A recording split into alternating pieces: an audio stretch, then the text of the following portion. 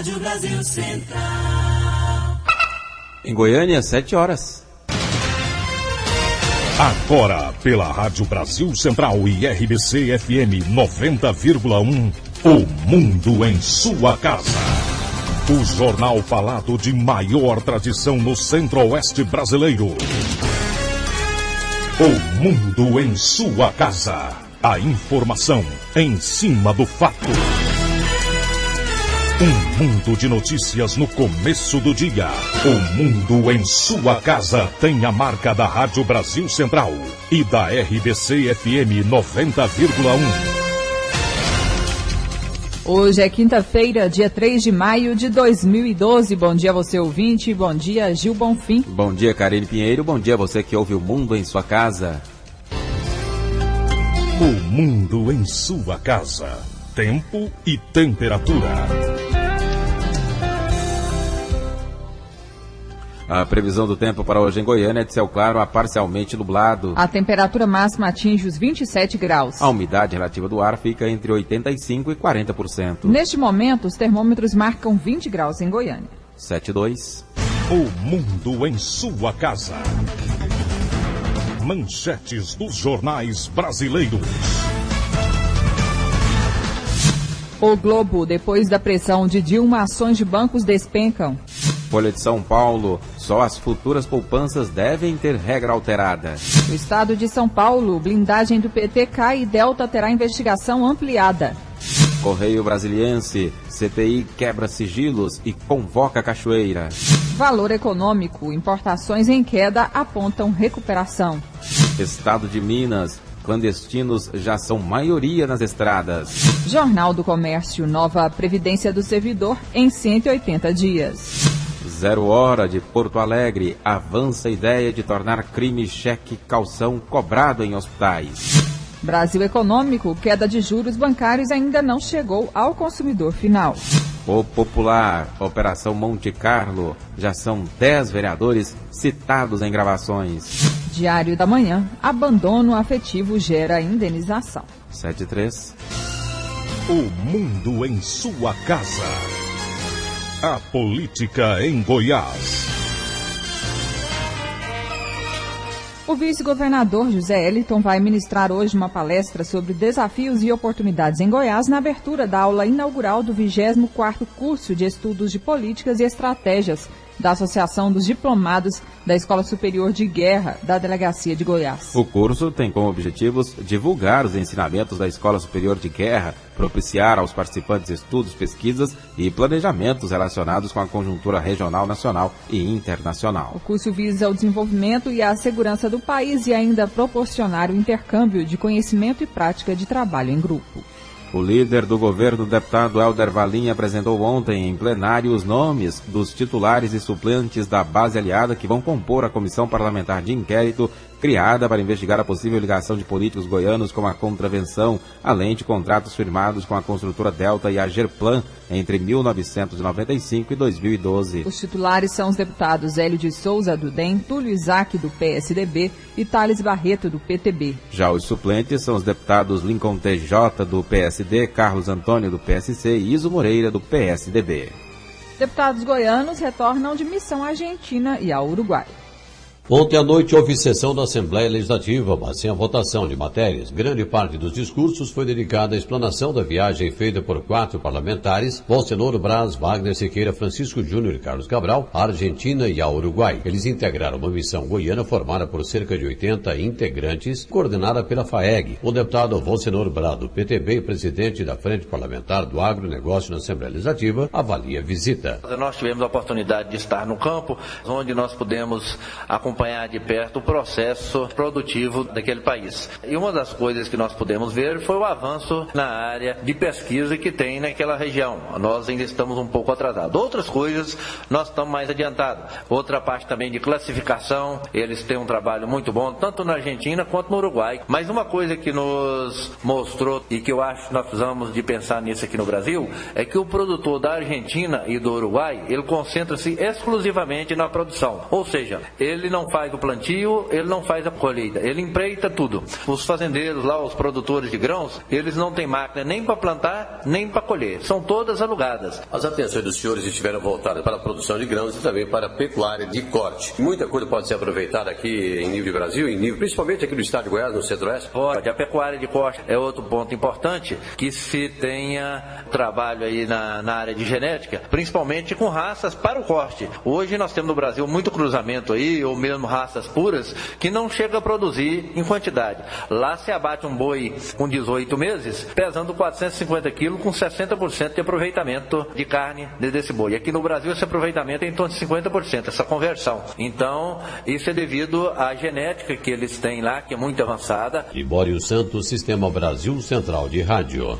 7-6. O Tribunal Regional Federal da Primeira Região derrubou as 2 liminares obtidas pelo Ministério Público Federal em Goiás, que asseguravam a iluminação do trecho urbano da BR-153 em Goiânia e Aparecida de Goiânia. A decisão do tribunal repete a posição anterior, que derrubou a liminar válida para o caso de Aparecida de Goiânia. Como justificativa para a decisão, os juízes alegaram que não cabe ao judiciário solucionar o problema com imediatismo. Eles defendem eleger pontualmente prioridades para determinar liminarmente a execução de obras, sem nenhum planejamento técnico, sem dotação orçamentária e sem licitação. Entretanto, como as ações movidas pelo Ministério Público Federal de Goiás ainda não foram julgadas, o DENIT, a Prefeitura de Aparecida e a Prefeitura de Goiânia ainda poderão ser obrigados a iluminar a rodovia caso se confirme a posição inicial da Justiça Federal em sentença. Segundo o Ministério Público, o trecho registrou 53% de todos os acidentes que ocorrem no estado. Agora são 7h07.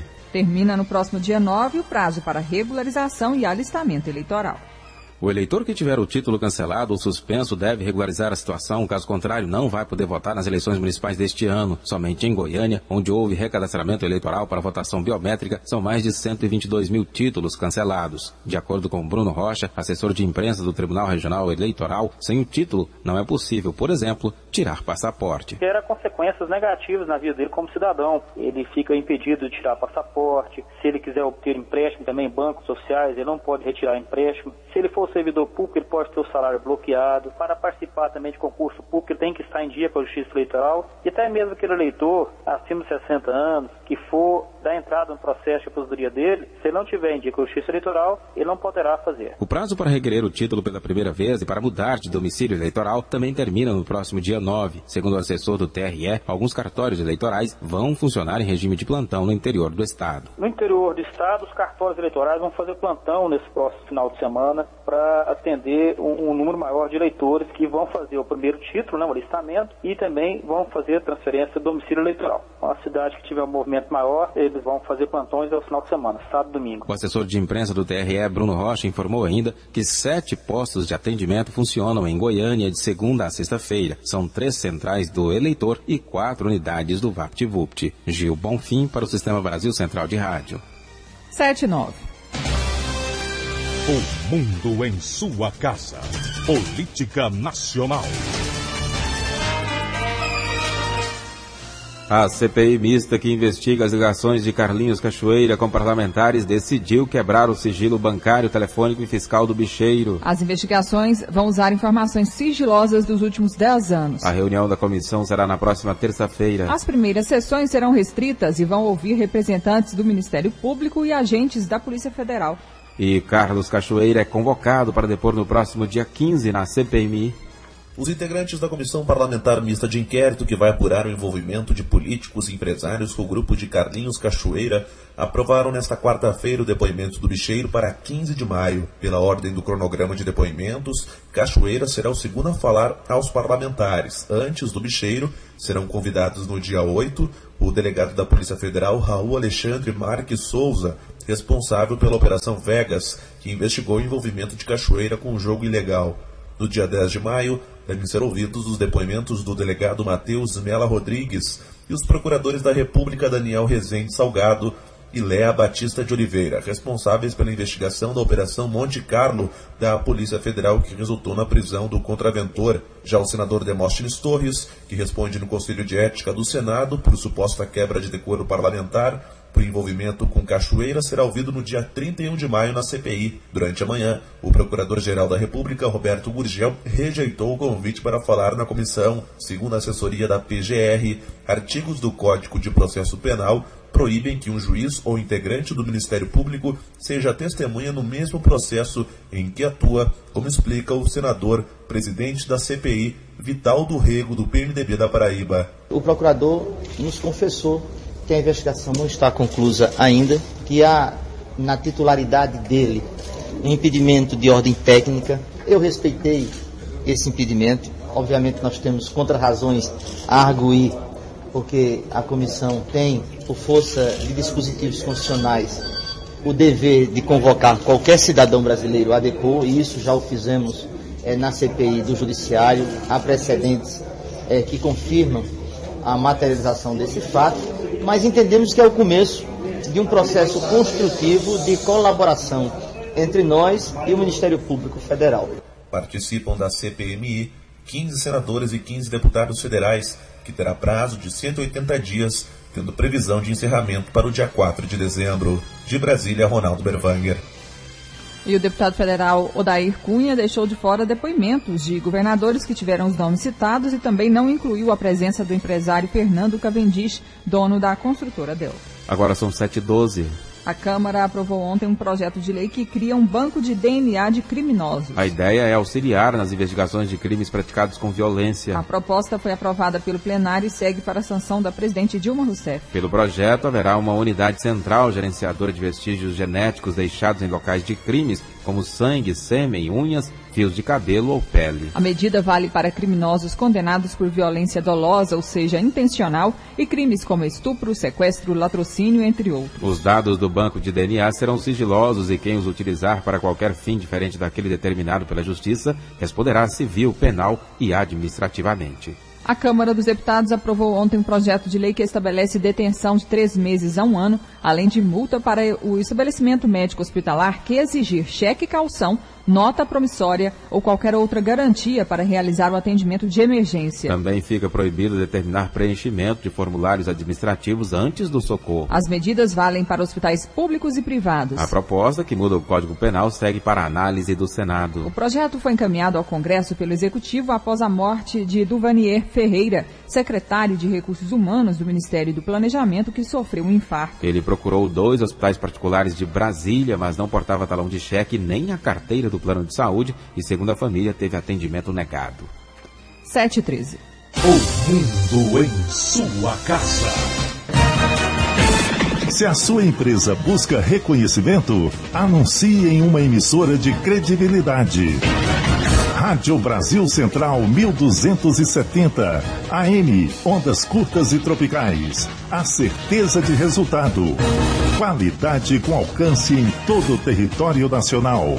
Ligue 3201-7686. Rádio Brasil Central. Comunicando com o mundo. O mundo em sua casa. Um mundo de notícias no começo do dia.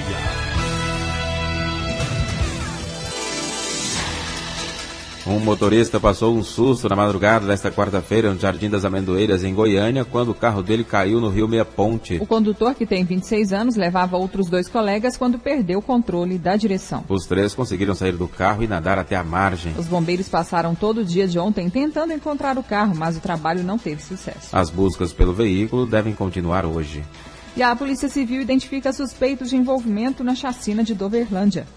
Novas pistas sobre a chacina de Doverlândia foram encontradas. Ontem pela manhã, a Polícia Civil foi para a fazenda onde os 7 assassinatos foram cometidos e encontrou mais indícios do envolvimento de Aparecido Souza Alves, de 22 anos, no crime.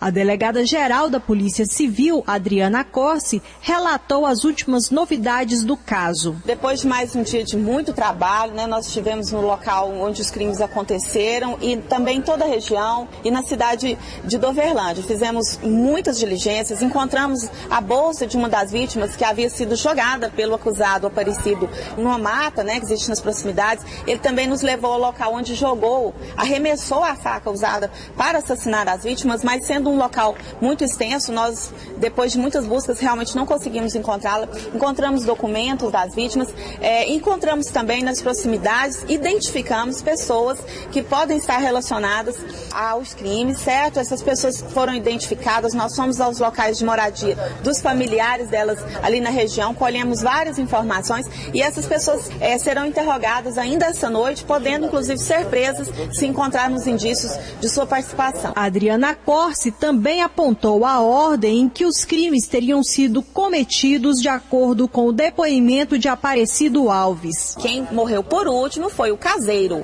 Primeiramente foi o seu Lázaro, depois o Leopoldo, em seguida os 4 membros da família amiga do pessoal da fazenda e por fim o caseiro, né, que é o seu Eli. Essa é a sequência afirmada pelo Aparecido. Ainda segundo a delegada geral, amanhã a equipe da Polícia Civil vai se deslocar novamente para a fazenda com o objetivo de realizar a reconstituição do crime. Nós temos uma ideia dessas pessoas, mas a reprodução ela é importantíssima, porque como são várias ações que envolvem mortes, envolvem outros atos, é muito importante que a gente tenha certeza. Mas nós entendemos que foram várias pessoas. Além de Aparecido, está sob custódia da Polícia Civil João Batista Silva, trazido ontem para Goiânia. Outros 2 soldados do Exército, também suspeitos de terem participado do crime, já foram conduzidos à delegacia. Lorena Borges, para o Sistema Brasil Central de Rádio. Uma correção, a reconstituição do crime na fazenda em Doverlândia deve acontecer hoje. Agora são 7h17. Operação contra o transporte clandestino de passageiros realizada pela Agência Goiana de Regulação tem resultado positivo. 10 carros apreendidos, 165 multas aplicadas. Esse foi o resultado da operação contra o transporte clandestino realizada pelas equipes de fiscais da Agência Goiana de Regulação, que percorreram 12 micro-regiões do estado de Goiás. Além do combate contra o transporte clandestino, as equipes divulgaram a campanha nos postos das polícias rodoviárias estadual e federal e nos terminais rodoviários. Para o supervisor de fiscalização de transportes da AGR, Andrei Oliveira de Paula, o resultado da campanha foi positivo. As equipes que saíram na última sexta-feira, elas estiveram em 168 municípios e fizeram um trabalho de conscientização junto à população e usuários do transporte. Nesse trabalho específico, nós distribuímos 5 mil folders e mais de 140 mil folhetos, utilizando 11 veículos com 22 fiscais. Foram lavradas 165 multas e 10 clandestinos apreendidos nesse período. Andrei destaca que as equipes da AGR continuarão promovendo ações para combater o transporte clandestino em Goiás. A segunda etapa desse trabalho de conscientização vai acontecer na próxima semana, onde vamos estar abordando os municípios do Nordeste goiano. Consequentemente, todas as cidades dessa região também serão visitadas pelos nossos agentes, onde o trabalho de colocação de folhetos em folhas será repetido. Isso aconteceu e acontecerá, nos terminais rodoviários, nas delegacias de polícia, postos de correio, polícia rodoviária estadual e federal e em todos aqueles locais onde há demanda e passagem de usuários de transporte. A campanha é uma das medidas adotadas pela AGR para fiscalizar o transporte irregular de passageiros. Desde março, as equipes de fiscalização, quando apreendem um veículo clandestino, encaminham o motorista à delegacia especializada em investigações de crimes de trânsito, onde é lavrado um TCO. Tanto o motorista quanto o proprietário do veículo passam a responder a processo criminal. Débora Orcida para o Sistema Brasil Central de Rádio. 7h19. O cantor sertanejo João Carlos Toste, de 24 anos, conhecido como Johnny, da dupla Johnny Marcel, foi assassinado na madrugada de ontem em Caldas Novas. Outras 2 pessoas que estavam com ele ficaram feridas. O crime ocorreu em uma casa no setor Estância Jequitimar. Segundo o depoimento de Sherlane Ferraz Silva, de 19 anos, sobrevivente da tentativa de assassinato, ela, o cantor e mais um amigo, Tiago Éder de Souza, de 24 anos, estavam no local à espera da entrega de uma encomenda de crack. Segundo a Polícia Militar, o crime foi motivado por dívidas de drogas. A PM de Caldas Novas identificou o autor dos disparos, mas ele ainda não foi encontrado. Trata-se de José Antônio Cunha Vaz, vulgarmente conhecido como Neguinho. 7h20. Polícia encontra garota sequestrada pelo namorado em uma fazenda em Uruaçu. A família da namorada, de 16 anos de idade, era contra o namoro. Segundo a polícia, porque o rapaz apresentava comportamento estranho. Os dois eram vizinhos no setor Cruzeiro do Sul. No último sábado, Aleph Paulo de Souza, de 18 anos, usou uma arma para sequestrar a garota. Foram encontrados na manhã desta quarta-feira numa fazenda em Araçu, como conta o delegado Gleidson Carvalho. E assim que o grupo de sequestro foi acionado, nós demos início às investigações. Nós localizamos o sequestrador e a vítima e efetuamos a prisão dele. Mas segundo a adolescente que foi vítima, após ter sido sequestrada, ela permaneceu acompanhando ele naquela fazenda por livre e espontânea vontade. Só que, entretanto, o sequestro, ou seja, o fato em si, realmente ocorreu. O acusado não fez pedido de resgate. Segundo a polícia, a intenção era somente manter o relacionamento com a namorada. Vai responder pelo crime de sequestro. Uma outra pessoa que ajudou no crime também foi parar na cadeia. Temos a pessoa do Eduardo Henrique, que também foi preso, porque ficou guardando a arma que foi utilizada pelo Aleph no momento do sequestro. O namorado sequestrador já tinha passagem na polícia por ameaça contra a família da mesma namorada. Yara Galvão para o Sistema Brasil Central de Rádio. 7h21. Mastologista explica avanços no diagnóstico do câncer de mama. Um estudo liderado por uma dupla de cientistas portugueses que trabalha no Reino Unido descobriu que o câncer de mama é, na verdade, um conjunto de 10 tumores separados. O grupo de pesquisadores analisou cerca de 2.000 tumores e descobriu que eles podem ser divididos em subtipos causados por mutações genéticas diferentes o suficiente para merecerem tratamentos específicos. Para eles, cada subtipo é como se fosse uma doença diferente e independente, com causas e consequências próprias. Sobre o assunto, eu converso agora com o Dr. Geraldo Silva Queiroz. Ele é cancerologista, mastologista e diretor técnico do Hospital Araújo Jorge. Bom dia. Bom dia. Doutor, o que essa descoberta muda para os especialistas que lidam com a doença? Cada vez mais a gente vai tendo conhecimento do que ocasionou o tumor. Essas mutações genéticas que ocorrem no tumor, elas vão nos dar cada vez mais pistas para a gente ter onde atuar corretamente. Então isso propicia o desenvolvimento de novas drogas, novos tratamentos e um tratamento mais diferenciado para cada paciente. Antigamente a gente jogava todas as pacientes que têm câncer de mama num só local, fazia um só tratamento para todas.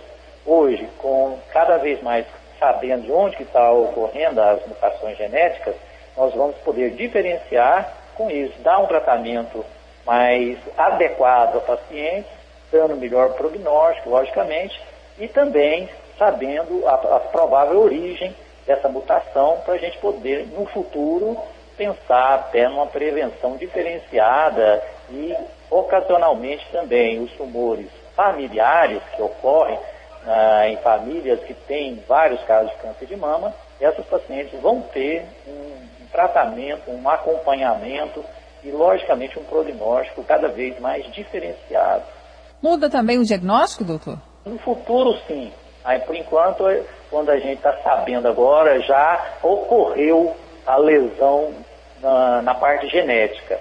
Mas no futuro, com certeza, tanto o prognóstico, o diagnóstico, o acompanhamento também será diferenciado. Por exemplo, eu vou poder saber que um tumor tem propensão a dar metástase óssea, ou seja, pode ir para os ossos. Então eu vou acompanhar somente a parte óssea da paciente. A parte de fígado, pulmão, linfonodos, que são outras áreas, eles não vão precisar ser acompanhados. Também é o contrário, eu vou poder saber que um tipo de tumor ele pode dar metástase mais frequente para o cérebro. Então eu vou acompanhar mais naquela região. Então pode-se mudar tudo com esse conhecimento da parte genética dos tumores. Doutor, tem aumentado a incidência de câncer entre as mulheres aqui em Goiânia e no estado? O câncer de mama está estabilizado em torno de 50 a 60 para cada 100 mil mulheres. Logicamente que o acompanhamento ocorreu em outros países, a tendência é aumentar devido às mudanças de comportamento da mulher, ou seja, ter filhos mais tardiamente, a não amamentação, e a parte alimentar, exercício físico, uso de bebida alcoólica. Então são fatores que a mulher, vamos dizer, moderna, né, vai mudando a sua vida e, consequentemente, a tendência de aumentar os cânceres de mama também vão aumentar. O atual aliado no combate à doença é o diagnóstico precoce? Sempre, né? A mulher, então, tem que ficar ciente que existe desde o autoexame até a mamografia, a ultrassonografia, mais recentemente a ressonância magnética das mamas são os aliados que nós temos para poder fazer um diagnóstico precoce dessas pacientes. O tratamento, ele tem sido mais eficaz?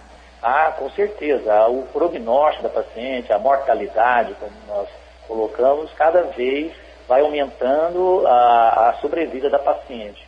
Mas é uma coisa mais lenta que depende do diagnóstico precoce, ou seja, câncer avançado, o prognóstico é ruim. Então, cada vez que eu aumento a prevenção, logicamente isso vai ter impacto na sobrevida da paciente. Doutor, como que o senhor avalia o tratamento pelo SUS? Ainda precisamos avançar, né, para dar mais acesso, né, da mulher ao tratamento.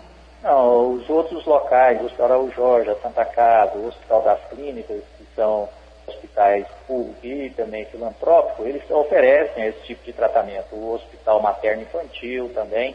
Então, assim, o leque aumentou. Logicamente que o Hospital Araújo Jorge tem uma tradição e um tratamento mais concentrado, nós temos uma grande porcentagem dessas pacientes.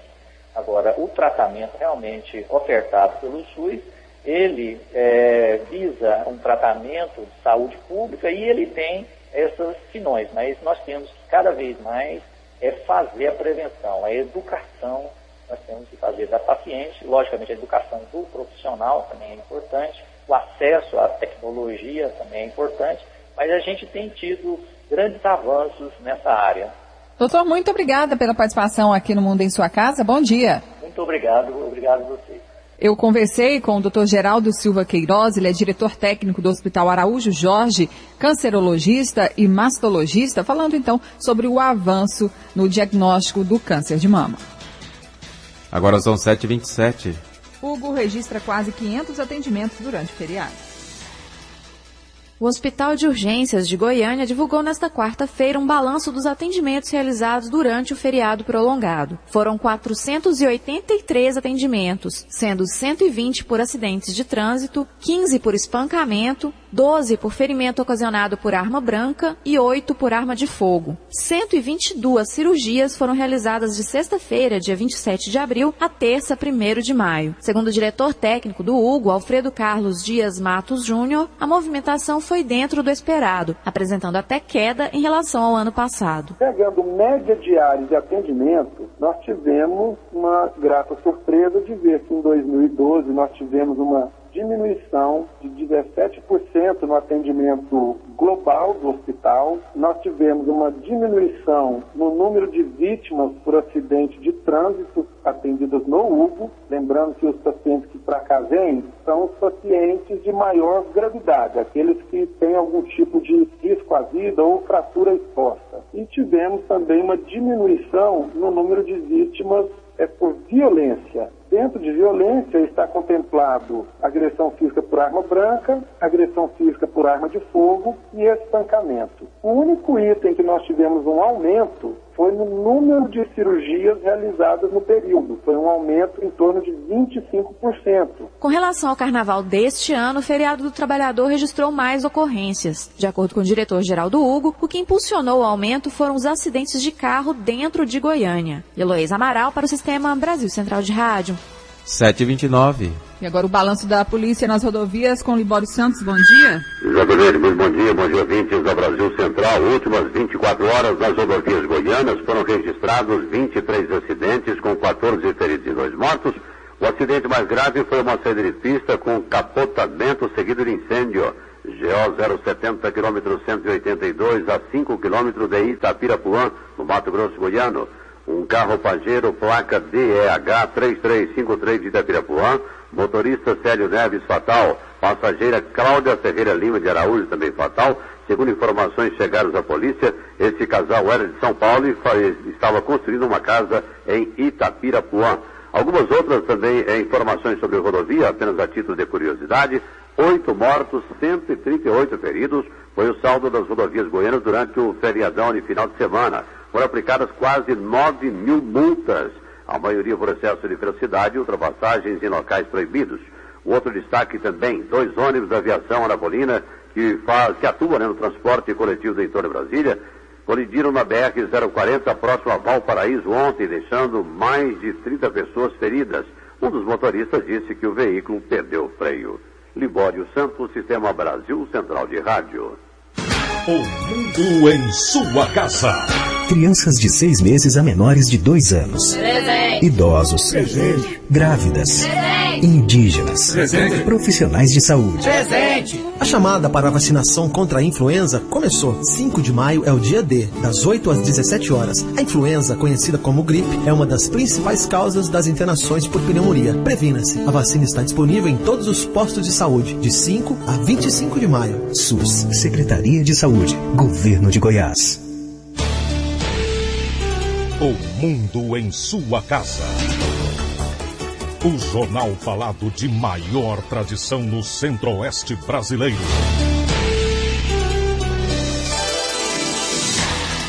Agora em Goiânia são 7h31. Campanha de vacinação contra a febre aftosa vai até o próximo dia 31.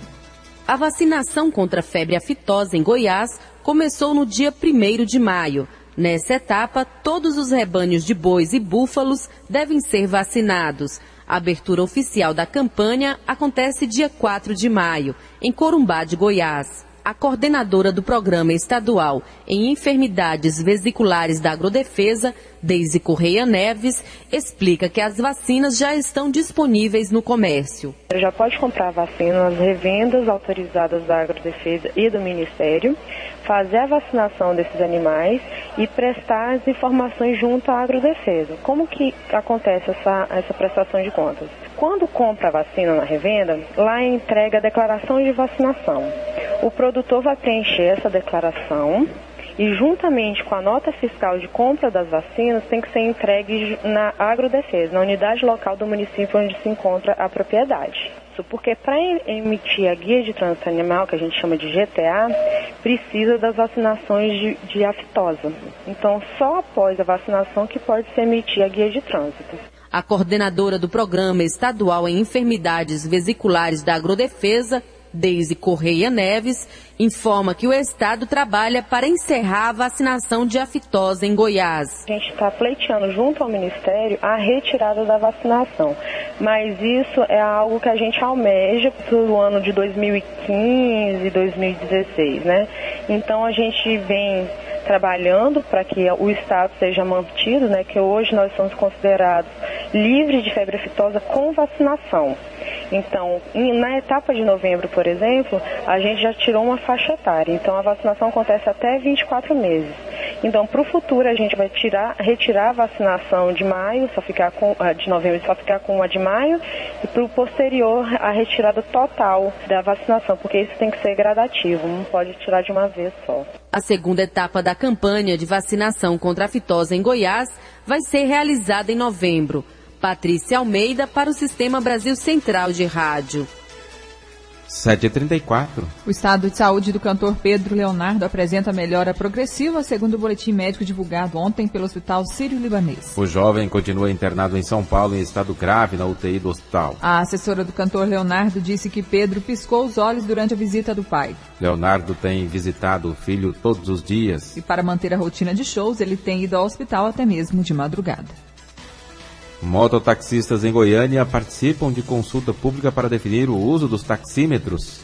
Além da segurança para o mototaxista e o cliente, a implantação do mototaxímetro vai ajudar a combater o transporte clandestino sobre 2 rodas, uma prática que tem se tornado comum na capital goiana. O presidente da Federação Nacional dos Mototaxistas e Motofretistas, Robson Alves, fala das vantagens que o equipamento deve proporcionar à categoria. A vantagem, eu acho que é o preço cobrado pelo mototaxista e o preço pago real pelo usuário de mototáxi. Hoje há uma reclamação no Brasil inteiro sobre essa questão do preço, qual que é o preço justo, qual que é o preço não justo. E isso acaba tendo uma reclamação tanto dos mototaxistas como uma reclamação do usuário. O que está acontecendo é um disciplinamento para os dois lados, tanto para o mototaxista como para o usuário. Então vai ter um preço justo. Agora, eu acho que no entendimento de todos, o que não pode acontecer é um preço que é cobrado hoje no olhômetro. É uma segurança para os permissionários, né, que não terá como o clandestino fazer a aferição desse equipamento no Inmetro. Só vão aferir no Inmetro aqueles que são permissionários da prefeitura. Então isso traz uma segurança tanto para o mototaxista como para o usuário, e o preço justo cobrado pelo mototaxista e o preço justo pago pelo usuário de serviço de mototáxi. O presidente da FENAMOTO expõe uma dificuldade que ainda está sendo avaliada. É que o taxímetro estará exposto a chuva e sol. Provavelmente quem usa a moto para trabalhar terá uma despesa com manutenção do aparelho.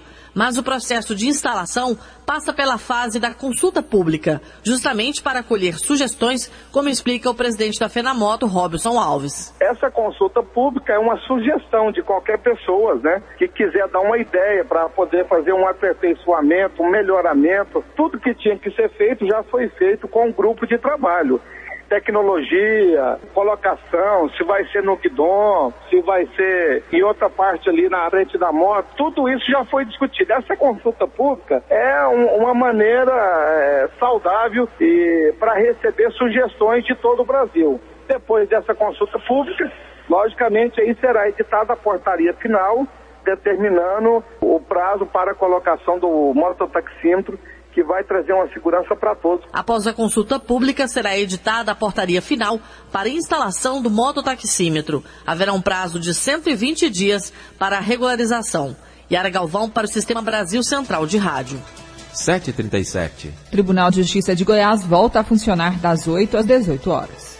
A decisão foi tomada pelo presidente do tribunal, desembargador Leobino Valente Chaves, e teve o apoio de outros 15 desembargadores. Apenas a Corregedora-Geral de Justiça, Beatriz Figueiredo, foi contra o retorno ao antigo horário. De acordo com o presidente do tribunal, a ideia de reduzir o atendimento ao período vespertino era de promover economia, sem que houvesse queda de produtividade. Segundo ele, a decisão nunca foi definitiva. A decisão ela foi tomada depois de uma avaliação bem ampla que nós fizemos, e entendemos que a melhor solução, a melhor forma de restabelecer o bom andamento do judiciário, atendendo principalmente o anseio da sociedade, foi exatamente nesse sentido. Atendendo o anseio da sociedade é que nós entendemos que era prudente voltar ao funcionamento do horário de expediente. A OAB, Ordem dos Advogados do Brasil, realizou diversas articulações para que o atendimento judiciário retornasse ao horário comercial. O desembargador Leobino Valente Chaves destacou que não defende o posicionamento da OAB e que sua decisão foi tomada para garantir o amplo acesso do cidadão à justiça. A Associação dos Magistrados do Estado de Goiás divulgou nota apoiando a decisão. Heloísa Amaral para o Sistema Brasil Central de Rádio.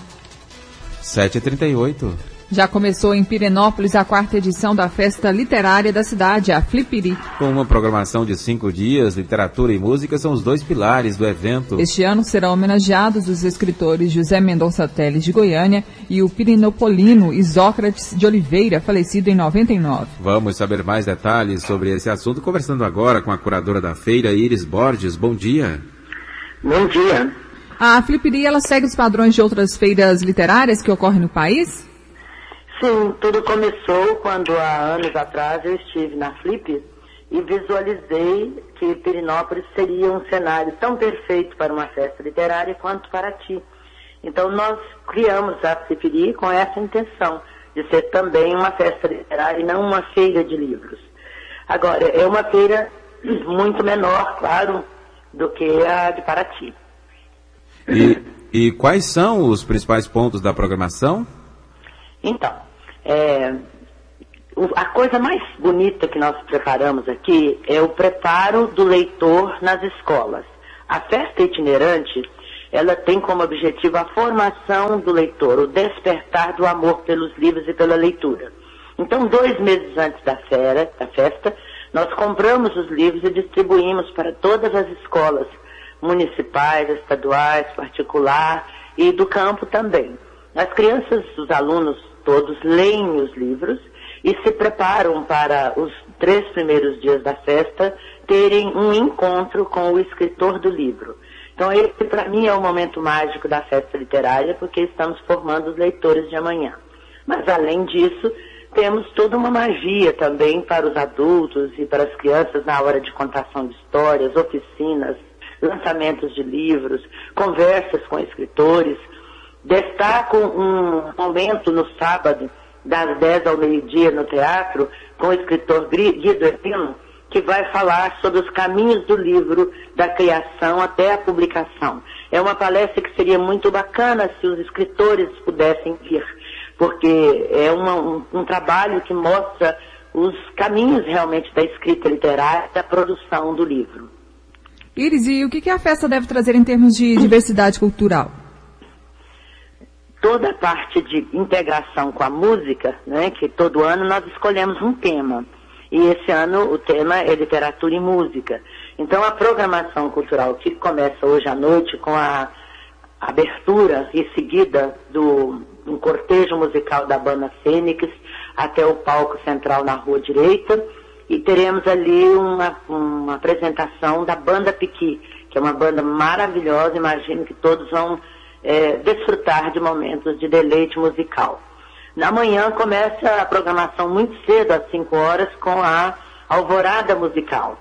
Em seguida, teremos todo o dia a parte da itinerância e também encontros, talk shows, para conversas com escritores, tanto na livraria da Flipiri, como no palco central, no teatro e no cinema. No sábado e domingo segue o mesmo estilo de programação, com bastante encontros com escritores e músicos. Inclusive com a participação do escritor Luiz Fernando Veríssimo?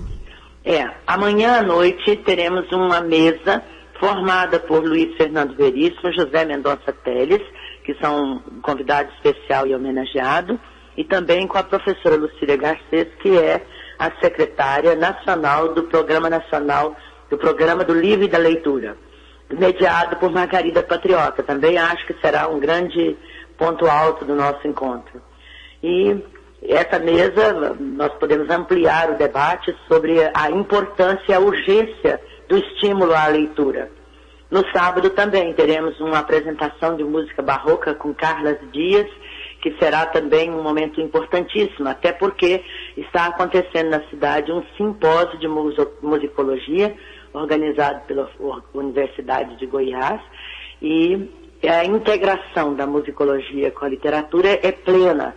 Ontem, por exemplo, tivemos uma apresentação de música sacra belíssima na igreja, e todos os dias esse link com a música e a literatura. A programação é extensa e rica, ela estará sendo distribuída pela cidade todos os dias e também no site, que é www.flipiri.com.br. Iris Borges, curadora da Flipiri, que é a 4ª edição da Festa Literária da cidade de Pirenópolis. Obrigado pela entrevista aqui ao Mundo em Sua Casa. Um bom dia. Eu agradeço muito e convido a todos os ouvintes para virem prestigiar essa bela festa. Muito obrigada. Obrigada, 7h44. A seguir, as notícias do esporte. O Mundo em Sua Casa. O governo de Goiás trabalha com empenho para melhorar o transporte coletivo da Grande Goiânia. Só no eixo Anhanguera foram investidos mais de 93 milhões de reais. Renovamos 100% da frota e a população já vive os resultados. Tem muita gente que larga o carro em casa para andar de ônibus, porque a acessibilidade já existe. É um empurra. Aquele que pudesse mais passar por cima do ônibus. Com a Metrobus hoje está organizado. É um privilégio. Pesquisa Certes comprova a satisfação dos usuários que atribuíram notas acima de 7,5 para o serviço.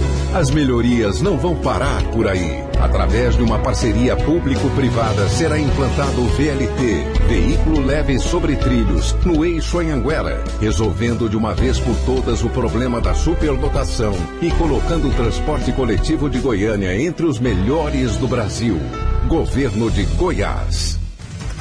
O Mundo em Sua Casa tem a marca da Rádio Brasil Central e da RBC FM 90,1.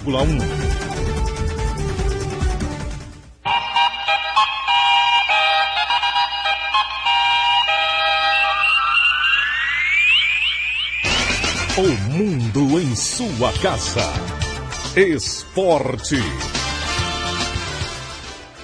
A Agência Goiana de Esporte e Lazer, a AGEL, vai oferecer a partir deste ano cursos de atualização de arbitragem. Os cursos vão auxiliar os profissionais dos municípios a terem mais conhecimento e melhor desempenho em suas arbitragens. As modalidades oferecidas são atletismo, basquete, futebol, handebol e vôlei. Os cursos estão programados para acontecer na sexta-feira, sábado e domingo próximos. 7h46. Copa do Brasil, oitavas de final. Resultados dos jogos de ida nesta quarta-feira. Grêmio 2, Fortaleza 0. Atlético Paranaense 1, Cruzeiro 0. Ponte Preta 1, São Paulo 0 e Vitória da Bahia 1, Botafogo 1. E Goiás decide a vaga para a próxima fase hoje em Belo Horizonte, com vantagem, já que venceu a primeira no Serra Dourada. O Goiás decide vaga para as quartas de final da Copa do Brasil logo mais às 9h50 da noite, no estádio Independência, diante do Atlético Mineiro. No jogo de ida em Goiânia, o Goiás venceu por 2-0 com gols de Rafael Tolói e Ricardo Goulart. O time pode até perder por 1 gol de diferença logo mais, que volta classificado para a próxima fase da Copa do Brasil. O técnico Anderson Moreira mantém uma dúvida em relação ao substituto do meia Thiago Humberto, vetado pelo departamento médico. Pode ser o volante Marcos Paulo, o meia Davi ou o atacante Felipe Amorim. Os principais jogadores do elenco, goleiro Arley, atacante e Arley, o Ricardo Goulart, que é meio atacante, o Egídio, lateral esquerdo, todos demonstraram preferência pela manutenção do esquema, para que o Goiás continue com os 3 meias e apenas Yarley como atacante de ofício. A tendência na escalação do Goiás para enfrentar o Atlético Mineiro logo mais é Arley, Peter, Rafael Tolói, Valmir Lucas e Egídio, Amaral, Thiago Mendes, Ramon e Davi, Ricardo Goulart e Yarley. Delegação retorna amanhã às 2h da tarde de Belo Horizonte e terá apenas um treino para começar a decidir o Campeonato Goiano, domingo contra o Atlético, 4 da tarde no Serra Dourada. Vinícius Silva para o Sistema Brasil Central de Rádio. O outro jogo de hoje pelas oitavas de final da Copa do Brasil é em Belém, entre Paysandu e Coritiba. Jogos de ontem pelas oitavas de final da Copa Libertadores da América. Boca Juniors 2, União Espanhola do Chile 1. Emelec do Equador 0, Corinthians 0 e Vasco da Gama 2, Lanús da Argentina 1. Hoje tem Deportivo Quito e Universidade de Chile. 7h48. Marcão volta a sentir e a dúvida para a primeira partida contra o Goiás pelas finais do Campeonato Goiano de Futebol no próximo domingo. O técnico Adilson Batista comandou ontem à tarde treinamento tático para o jogo de domingo contra o Goiás no estádio Serra Dourada, a primeira da grande decisão. No treinamento, o técnico deu mostras de uma provável escalação do Atlético.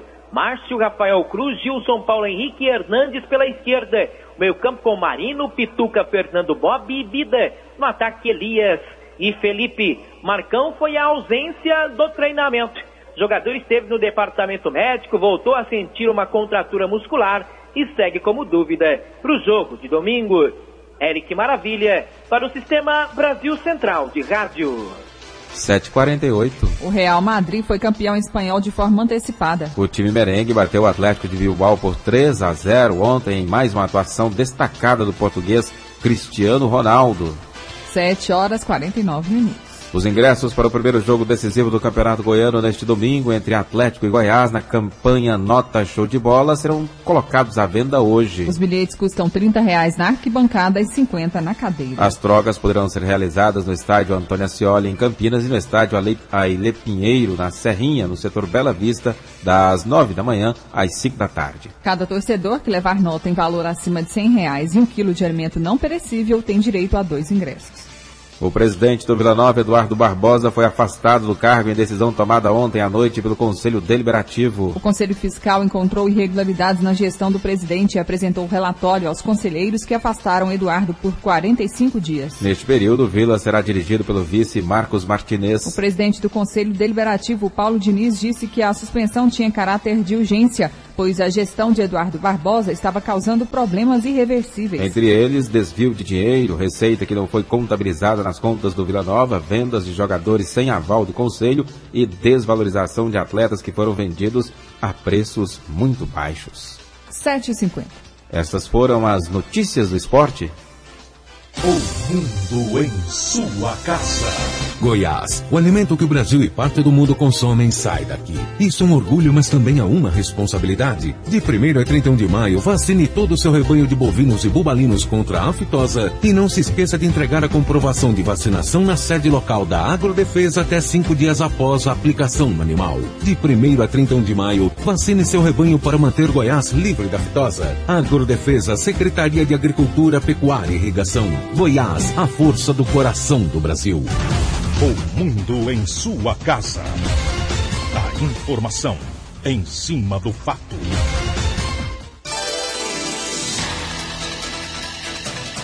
A Superintendência de Estatísticas, Pesquisa e Informações Socioeconômicas da Secretaria de Gestão e Planejamento divulga hoje à tarde a inflação em Goiânia no mês de abril. Também será conhecido o custo da cesta básica na capital referente ao mesmo período. E comprar imóveis em leilão pode ser um bom negócio, mas exige cautela do arrematante. Boa parte dos imóveis vendidos em leilão por bancos como a Caixa Econômica Federal, que é a instituição que mais financia a habitação no Brasil, é tomada de mutuários inadimplentes. De acordo com o advogado Rodrigo de Moura Guedes, vice-presidente da Comissão de Direito Imobiliário e Urbanístico da OAB Goiás, o interessado deve, antes de adquirir o bem, verificar se o imóvel está ocupado. A primeira preocupação da pessoa interessada na compra de um imóvel em leilão é observar se esse imóvel está ocupado ou não. É muito provável que o antigo mutuário, a pessoa que havia financiado esse apartamento inicialmente, junto ao banco, a Caixa Econômica Federal, por exemplo, tenha proposto alguma demanda contra a Caixa Econômica como uma ação revisional, por exemplo. E aí é possível que o contrato de financiamento dessa pessoa esteja sendo discutido e essa pessoa ainda esteja morando nesse imóvel. O arrebatante deve ter cautela e avaliar os riscos, pois em caso de pendência na Justiça, a demanda pode demorar até 1 ano, conforme explica o advogado Rodrigo de Moura Guedes. Todo procedimento judicial tende a ser um pouco moroso e lento, até pelo cuidado que se precisa ter com os casos. E cada caso é um caso.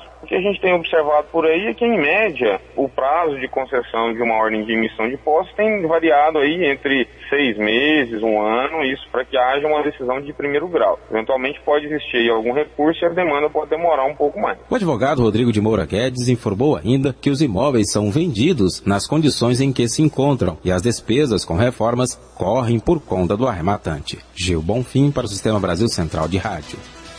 O preço da saca de 60 quilos de feijão atingiu este mês o valor mais alto dos últimos 4 anos, descontada a inflação. A consequência é alta de 6,49% no preço do quilo do produto, segundo o levantamento da Secretaria da Fazenda. 7,53. Crescimento de vendas no varejo para o Dia das Mães em Goiás deve ser de 6% a 7%. O Dia das Mães é a segunda melhor data em vendas no país e só perde para o Natal. Segundo dados da Federação do Comércio do Estado de Goiás, a FEComércio, a expectativa de vendas é boa e se explica pelo baixo endividamento da família goiana, como explica seu presidente, José Evaristo. O ano passado nós não tivemos um crescimento bom, mas esse ano, considerando o grau de endividamento das famílias aqui de Goiânia, que está bem abaixo do nível nacional, apenas 40% das 500 famílias pesquisadas demonstram aí que estarem endividadas, apenas 5,3% que não estão em condições de pagar no mês seguinte. Isso nos leva a crer que teremos aí uma reação e o movimento deverá ocorrer nessa faixa de 6% a 7%, acima do que foi o ano passado. Segundo a pesquisa Serasa Experian, de expectativa empresarial, feita em todo o país, 56% dos empresários do Brasil acham que vão vender mais do que no ano passado. No varejo, os presentes mais ofertados vão ser roupas, sapatos e acessórios, com 32% da preferência, eletrodomésticos com 16% e celulares e smartphones com 14%. A média de gasto com os presentes é de R$ 120 a R$ 150. Ainda segundo José Evaristo, as contratações para a data devem chegar a 4 mil no estado. Teremos aí temporários, sim, contratados. Naturalmente, comparado com o Natal, apenas menos de 1/3 daqueles que são contratados para o Natal. Mas a maioria das lojas que tem produtos destinados aí às mães, que são eletroeletrônico, vestuário, calçados, acessórios, cosméticos, essa linha com produtos femininos, naturalmente esses temporários irão permanecer para o Dia dos Namorados, que daqui é o próximo mês de junho. A tendência que deve se confirmar neste Dia das Mães é que os shoppings vão vender mais do que as lojas de rua. Riva Cran, para o Sistema Brasil Central de Rádio. Agora são 7h55. O dólar fechou em alta ontem pela quinta sessão seguida. A moeda americana subiu para R$ 1,92, o maior valor desde 2009. O desemprego na zona do euro pressionou o movimento internacional do dólar. Com o agravamento do conflito entre índios e fazendeiros no sul da Bahia, o Supremo Tribunal Federal retomou o julgamento de uma ação que envolve a área em disputa e reconheceu por 7-1 que o local é uma área indígena. O STF determinou a anulação dos títulos de terras existentes no local. Os fazendeiros terão de deixar a área, mas a forma como será retirada ficará a cargo da União, que vai definir, inclusive, se eles poderão receber indenizações por perderem o registro de suas propriedades. A ação julgada ontem foi proposta pela Fundação Nacional do Índio em 1982, pedindo a declaração de nulidade de todas as propriedades de não-índios que estivessem dentro da chamada Reserva Indígena Caramuru, Catarina, Paraguaçu. Publicada no Diário Oficial da União, lei que institui a Fundação de Previdência Complementar do Servidor Público Federal. A norma foi sancionada na segunda-feira pela Presidente da República, Dilma Rousseff. O novo regime abrangerá servidores de cargos efetivos do Executivo, Legislativo e Judiciário e valerá para os novos servidores. Pelo novo regime, o servidor receberá aposentadoria até o teto do INSS, atualmente em R$ 3.916,20. E se quiser receber um benefício maior, terá que contribuir para a Previdência Complementar. No modelo do FUNPRESP, a alíquota máxima da União será de 8,5%. Parte dessa alíquota será destinada ao Fundo de Compensações de Cobertura de Benefícios Extraordinários. Para a presidente da ADUFG Sindicato, professora Rosana Borges, a categoria perde com a implementação dessa lei, que vem desvalorizar as carreiras dos servidores públicos federais. A criação do FUNPRESP, ela já era prevista pelo movimento sindical brasileiro em virtude de diversas ações que vêm sendo promovidas desde o governo Fernando Henrique Cardoso de desvalorização das carreiras dos servidores públicos federais, que implicam inclusive na perda de direitos já adquiridos. O exemplo que a gente vê agora é da criação deste fundo, que vem do PL 1992-2007, que cria a Lei da Previdência Complementar. Para a presidente da ADUFG Sindicato, um dos questionamentos é como as universidades federais conseguirão professores a partir de agora. Porque você pensa que um professor doutor, ele é um professor que ele tem um perfil de pesquisador, ele tem um salário diferenciado, então ele faz lá toda a sua carreira, 25, 30 anos de carreira. E ele vai adquirir, ao final dessa carreira, um salário muito maior do que esse teto do INSS. Então, a gente já perdeu a aposentadoria integral, a gente já perdeu vários direitos adquiridos e agora, com o FUNPRESP, a gente perde mais um direito adquirido. A professora Rosana explica quais serão os próximos passos do sindicato. A ADUFG, ela começa a fazer estudos para orientar os professores da Universidade Federal de Goiás que vão poder optar ou não por este fundo, tem uma categoria que vai poder optar ou não por este fundo, para que possa bem orientar os servidores, os professores, para que eles saibam, de fato, quais os prejuízos que esse fundo apresenta para a nossa carreira. A criação do novo fundo deve ocorrer em até 180 dias após a publicação da lei no Diário Oficial da União. Débora Orcida para o Sistema Brasil Central de Rádio. A cidade do Rio de Janeiro registrou somente na última semana 945 novos casos de dengue, totalizando 9.380 em abril. No mês de março foram mais de 21.800. De acordo com a Secretaria de Saúde, o cenário ainda é de epidemia, mas os números devem diminuir com o período de estiagem. O Superior Tribunal de Justiça, o STJ, condenou um homem a pagar R$200 mil de indenização à filha por ter ficado ausente durante a infância e a adolescência dela. Os ministros consideraram que o homem não cumpriu com o dever de cuidar da filha, mesmo depois de comprovada a paternidade. A condenação por abandono afetivo é inédita e vai servir de referência para casos semelhantes. Noticiário Internacional.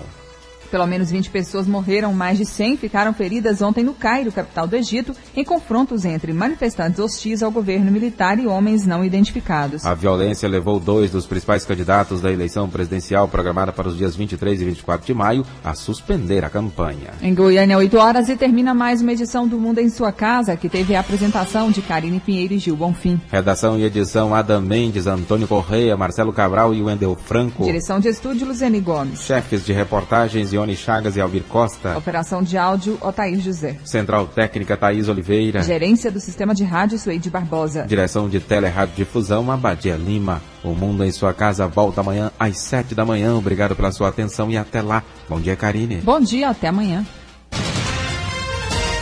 Este foi, pela Rádio Brasil Central e RBC FM 90,1, O Mundo em Sua Casa. O jornal falado de maior tradição no Centro-Oeste brasileiro. O Mundo em Sua Casa. A informação em cima do fato. Um mundo de notícias no começo do dia. O Mundo em Sua Casa voltará sempre com a marca da Rádio Brasil Central e da RBC FM 90,1.